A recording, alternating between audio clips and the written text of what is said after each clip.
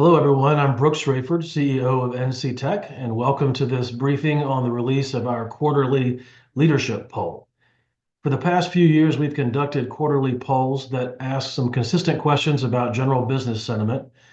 And the first quarterly poll of 2025 was conducted from January 15th to 17th, and we're releasing the results today. You'll find this on our website at nctech.org/pulse. We polled over 350 people and had a 37% response rate.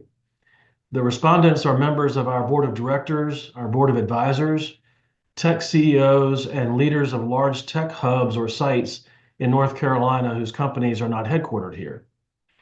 Our sponsoring partner from the inception of these polls has been Stearns Financial Group. Their founder, Dennis Stearns, serves on the NC Tech Board of Advisors and joins me today to offer some of his observations from the latest poll. So welcome, Dennis. Thank you, Brooks. Happy New Year, everyone. Happy New Year to you. Glad to have you.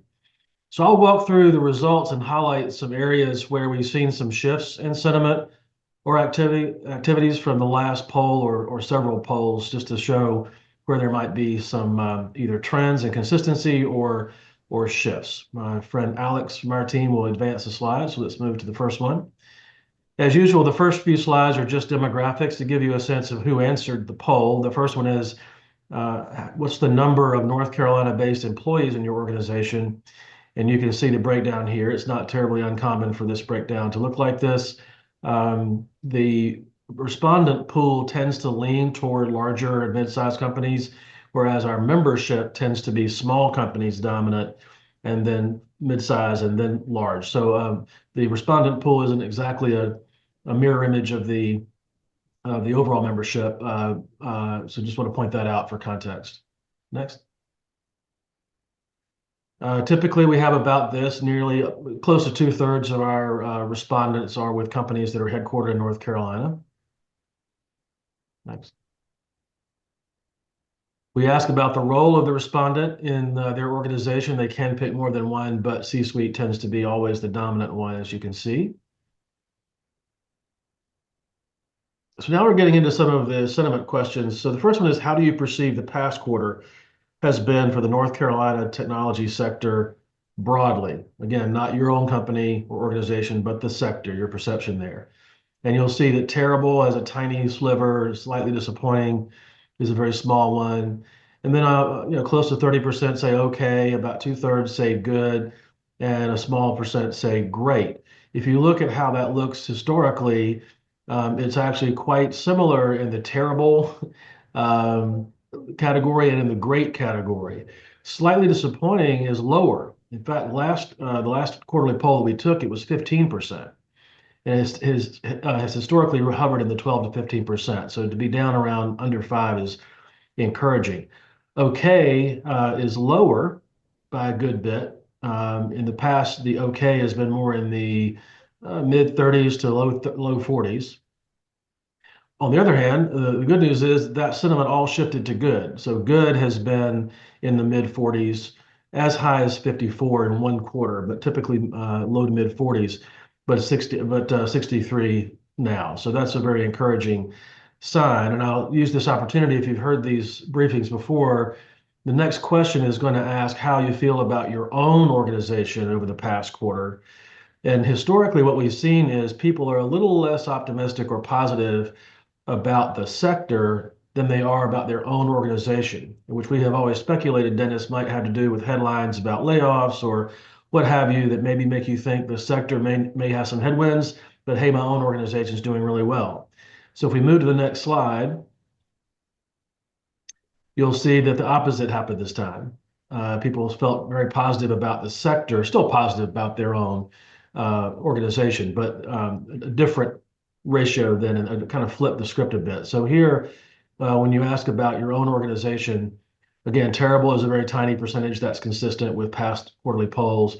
Slightly disappointing is on the low end. 9% is the lowest we've had. It's been as high as 17 about 6 quarters ago. Okay is very consistent. It's been 22% in the last several quarters. Good is very consistent, and great is very consistent. So a little bit of gain in some of those positive ones, and a little bit of a drop in slightly disappointing. So on balance, a bit better than typical, but not far off. Dennis, I'll pause there and see if you have any observations about those two slides and what they may say. Yeah, I think it's really interesting, the reversal we had this time. Yeah. And again, we're in the midst of just massive change and disruption at all levels. And that's even before we take into account our new administration coming in. And so it's not unusual to see some question marks about where things are going in the future. But generally, this was very positive.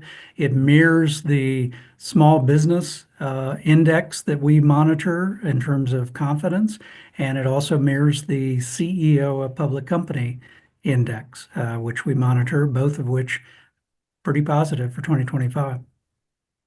Good, good. Well, we've seen a lot of reporting about that. All these sentiment sort of pulse takings that are going on out there seem to be pretty positive across the board. So let's go on to the next slide where we ask about the future, which is I expect that over the next quarter our business will, and you see the three choices here: decline, stay about the same, or grow. And this one is another very optimistic result, not only because grow is so strong, but it's increased pretty notably from the past. So over the last few quarters, decline has always been under or right at 1%. Very few say that. They stay the same. This percentage is about on par with the average, although it's down from the last quarterly poll, which was 34%. But all that has moved to grow. So grow is at 73. Last time it was that high was about this time last year. And so it's nice to see that continuing to grow, to bounce back and become stronger. This poll was taken in January, so the election results had happened and people had digested that and gotten a pretty clear sense, not only what was happening at the federal level, but also at the state level. And so all that has factored in, I'm sure, to these opinions a bit. And then the next one, which is the last sentiment question, at least for pie chart purposes, is one about headcount. This question has been changed in its wording in a slight way, and it may have some impact on the responses. We used to ask, is your organization reducing headcount, which is repeated here? Is it not hiring, or are you hiring? And it was pointed out that those answer choices might be limiting because there are certainly cases where an organization might be hiring for positions, but not for net growth, because maybe they're allowing attrition to happen, or they laid off in an area where they're not going to be investing anymore, et cetera. So we rejiggered the answers to be reducing headcount, maintaining your headcount, or increasing your headcount. And maybe because of that rewording, or maybe just because of what's really going on out there, the reducing headcount has historically been 2 or 3%. It's moved to 5.5, not a giant change, and it's a relatively small sampling in the poll, so that can account for maybe bigger shifts quarter to quarter in some of these. The maintaining headcount at 50% is much higher than in the past. It's typically been around 30, 31%. Increasing headcount has dipped from the mid to upper 60s to 44. So that increasing headcount has shifted a good bit to maintaining headcount. Again, the caveat is maybe the wording there. And Dennis, you had some thoughts in our sort of pre-discussion about this one. Yeah, absolutely. So have been in a number of strategic planning meetings in the last couple of months for the next 1 year to 3 years. And in virtually every meeting, a chunk of time has been spent on how can we grow the organization and have fewer employees per dollar of revenue. Not necessarily fewer employees, but per dollar of revenue. So as revenue grows, we don't have to hire 3 people for every X amount of revenue. Maybe we only need to hire 2, and we use Copilot or some of the other productivity tools to enhance our capabilities. And so this could be reflecting some of that change in the mindset. And as we saw yesterday, there is a lot of money also coming from the federal government into this whole productivity enhancement side. Yeah, one reason we try to be consistent in the questions that we ask is to see any shifts in sentiment. And so it'll be interesting to see going forward with this wording if this kind of remains similar, which will tell me the wording may have had an impact, or if it shifts back to what the answers were before. But yeah, we'll definitely track that. Yeah, Okay. maybe we ought to ask the question, Brooks. Uh, what is your own perceived risk of losing your job to augmented intelligence? That would be a good Because one. I saw a chart 2 weeks ago that showed that at an all-time high. I'm sure that it is, especially with certain types of roles. That would certainly play a role there. Yep. All right. Well, the next two questions are really ones that are open-ended. We ask people, what makes you optimistic about the next 12 months? So we let people type in whatever they like, and then put them here on the slide to give some indication by font size as to how often that topic comes up. And you see people are optimistic about economic stability, stable inflation, a similar answer. The North Carolina business environment, um, less uncertainty. So there seems to be a lot of feeling of stability. Also, AI growth, tech advancements, emerging markets, so kind of new things and developments, and new administration, business-friendly policies and deregulation. So that's more on the policy and regulation side. No real surprises here. In the past, we've seen some of the same answers on this chart and the next slide, which has to do with what concerns you, because leading up to the election, you would see election showing up on both, or you would see inflation showing up on both. Some people are optimistic about inflation, some pessimistic. This time, there wasn't quite as much cross-pollination. So, Alex, if you want to move to the next slide.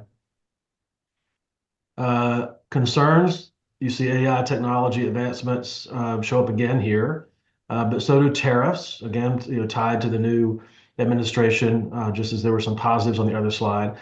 Um, Labor market challenges, talent always shows up here, hiring and talent acquisition, you see at the bottom. There's still some concern about economic standing and inflation in the new year. But the one that really stood out was geopolitical issues and global stability. And Dennis, you and I also were talking about this in the pre-discussion, so you had some thoughts here.